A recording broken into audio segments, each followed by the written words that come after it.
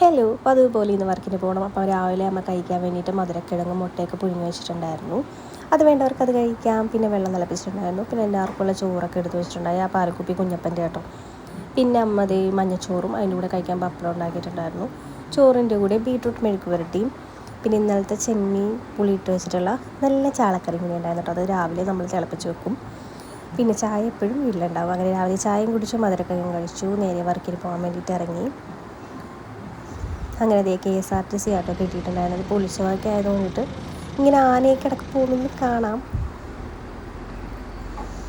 അത് കഴിഞ്ഞ് നേരെ വർക്ക് ചെയ്യുന്നിടത്ത് ഇറങ്ങി ചായ കുടിച്ചു. പിന്നെ അത് കഴിഞ്ഞിട്ട് കുറച്ച് വർക്കിൻ്റെ തിരക്കൊക്കെ ആയിരുന്നു. ഈവനിങ് ആയപ്പോൾ ചായ കുടിച്ചു. പിന്നെ ഒരു ചിക്കൻ സാൻഡ്വിച്ച് കഴിച്ചായിരുന്നു.